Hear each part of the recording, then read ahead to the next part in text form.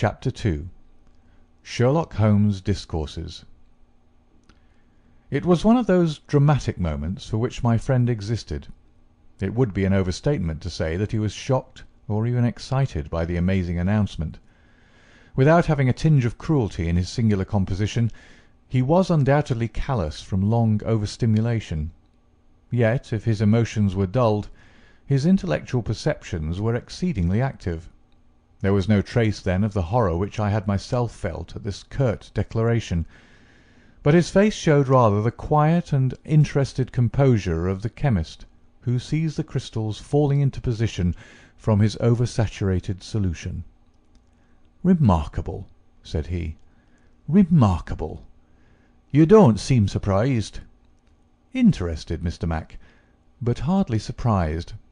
Why should I be surprised? I receive an anonymous communication from a quarter which I know to be important, warning me that danger threatens a certain person. Within an hour I learn that this danger has actually materialized, and that the person is dead. I am interested, but as you observe, I am not surprised." In a few short sentences he explained to the inspector the facts about the letter and the cipher. MacDonald sat with his chin on his hands, and his great sandy eyebrows bunched into a yellow tangle. "I was going down to Birlstone this morning," said he.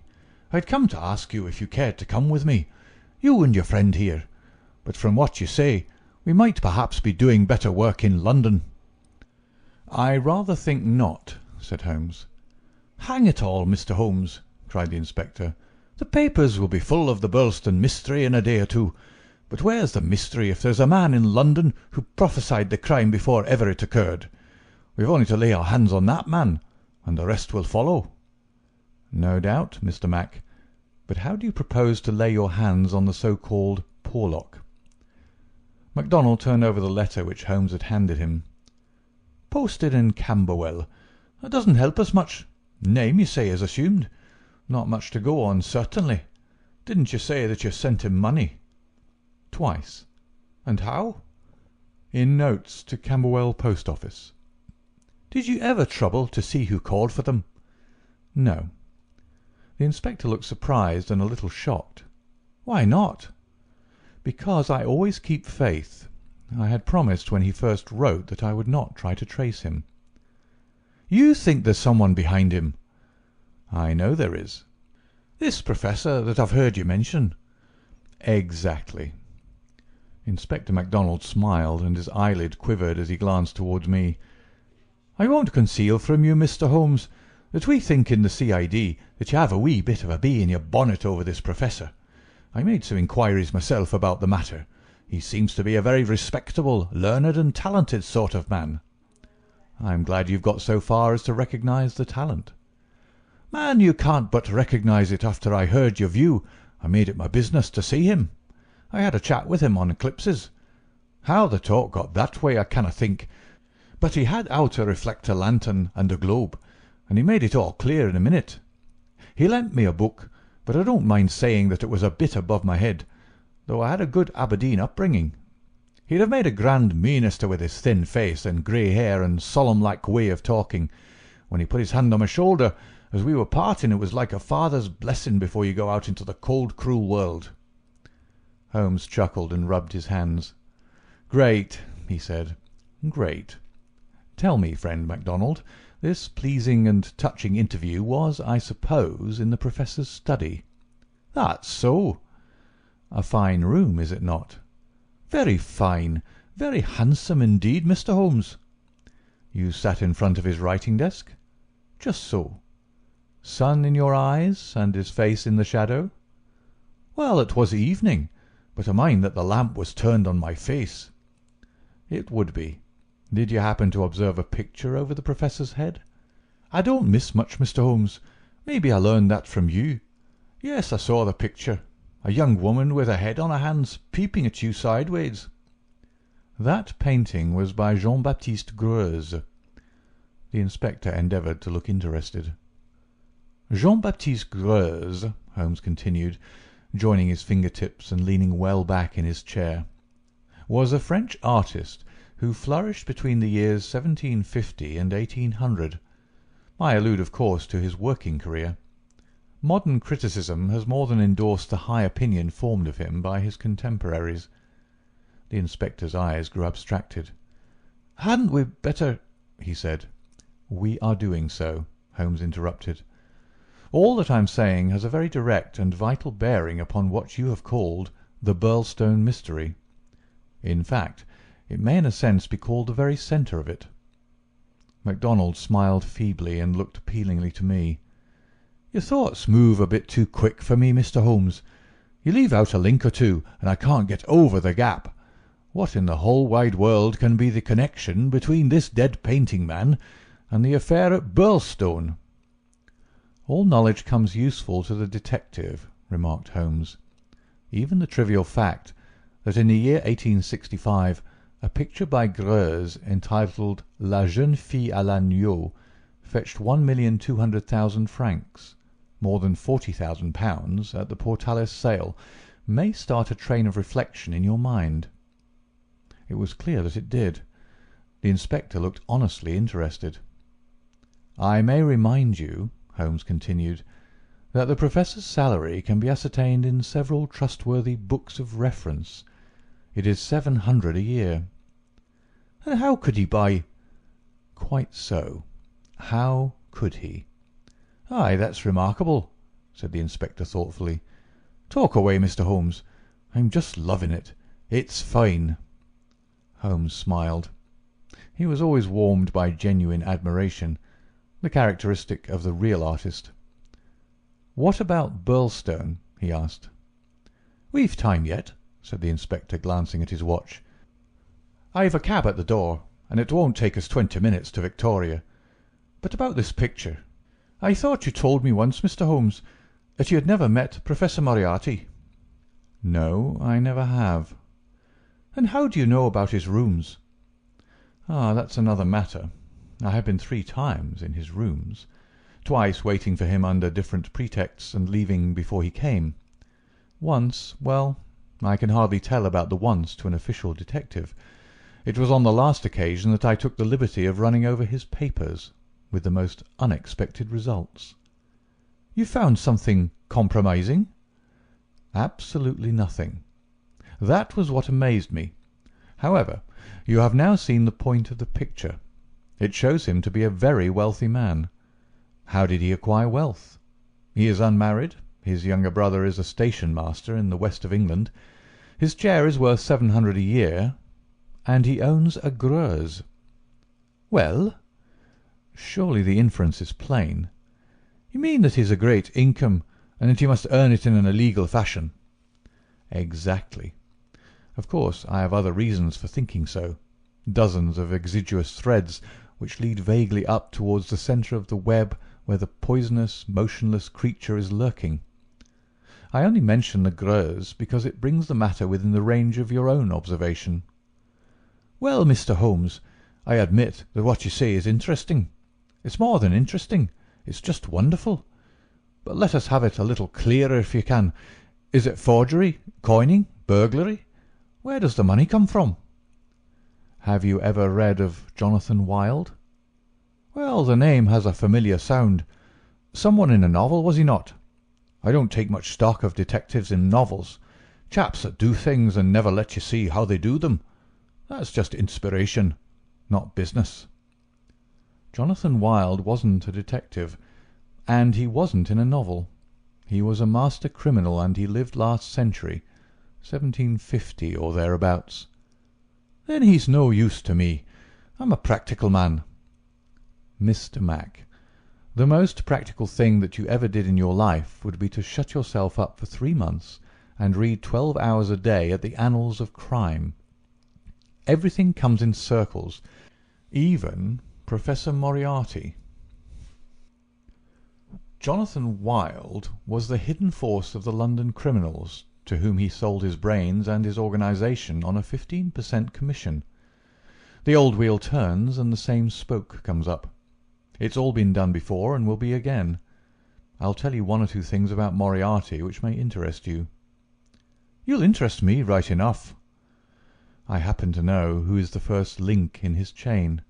A chain with this Napoleon gone wrong at one end, and 100 broken fighting men, pickpockets, blackmailers, and card sharpers at the other, with every sort of crime in between. His chief of staff is Colonel Sebastian Moran, as aloof and guarded and inaccessible to the law as himself. What do you think he pays him? I'd like to hear. 6,000 a year. That's paying for brains. You see, the American business principle. I learned that detail quite by chance. It's more than the Prime Minister gets. That gives you an idea of Moriarty's gains and of the scale on which he works. Another point, I made it my business to hunt down some of Moriarty's cheques lately. Just common innocent cheques that he pays his household bills with. They were drawn on 6 different banks. Does that make any impression on your mind? Queer, certainly. But what do you gather from it? That he wanted no gossip about his wealth. No single man should know what he had. I have no doubt that he has 20 banking accounts, the bulk of his fortune abroad in the Deutsche Bank or the Crédit Lyonnais, as likely as not. Sometime, when you have a year or two to spare, I commend to you the study of Professor Moriarty. Inspector MacDonald had grown steadily more impressed as the conversation proceeded. He had lost himself in his interest. Now his practical Scotch intelligence brought him back with a snap to the matter in hand. "He can keep, anyhow," said he. "You've got us sidetracked with your interesting anecdotes, Mr. Holmes. What really counts is your remark that there is some connection between the Professor and the crime. That you get from the warning received through the man Porlock. Can we, for our present practical needs, get any further than that?" We may form some conception as to the motives of the crime. It is, as I gather from your original remarks, an inexplicable, or at least an unexplained murder. Now, presuming that the source of the crime is as we suspect it to be, there might be 2 different motives. In the first place, I may tell you that Moriarty rules with a rod of iron over his people. His discipline is tremendous. There is only one punishment in his code. It is death. Now we might suppose that this murdered man, this Douglas, whose approaching fate was known by one of the arch-criminal's subordinates, had in some way betrayed the chief. His punishment followed, and would be known to all, if only to put the fear of death into them. Well, that is one suggestion, Mr. Holmes.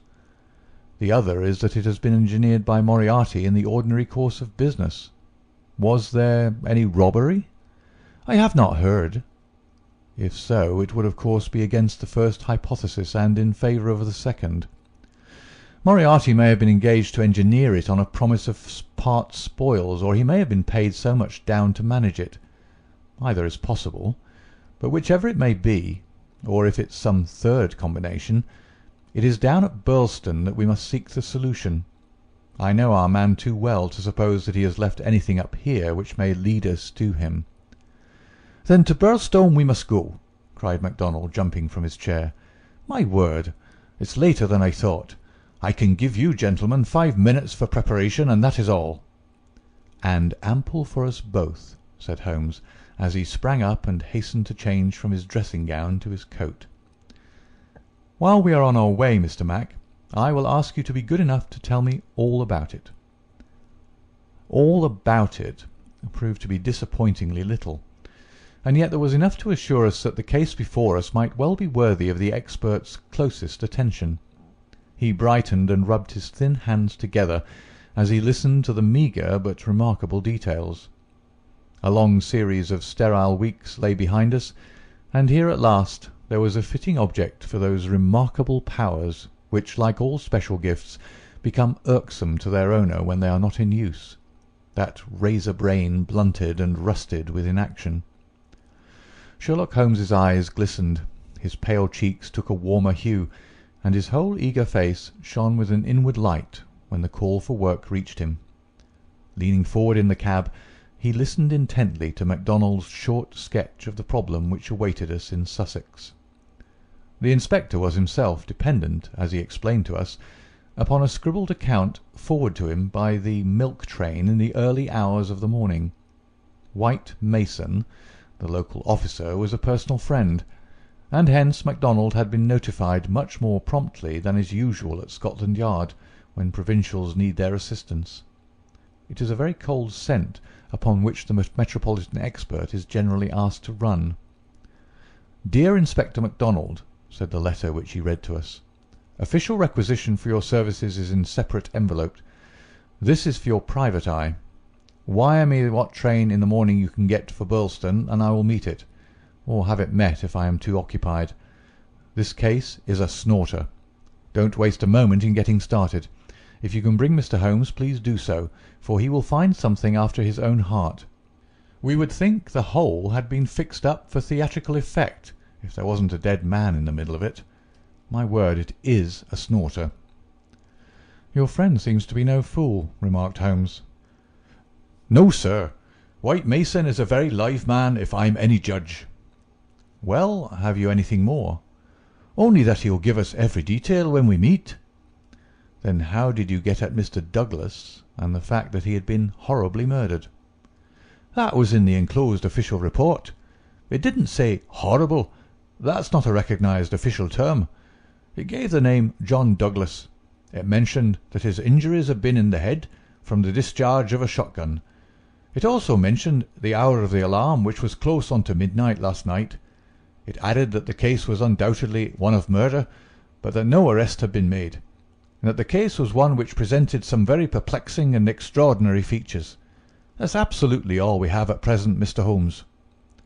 "Then, with your permission, we will leave it at that, Mr. Mac." The temptation to form premature theories upon insufficient data is the bane of our profession. I can see only two things for certain at present: a great brain in London and a dead man in Sussex. It's the chain between that we are going to trace. End of chapter 2.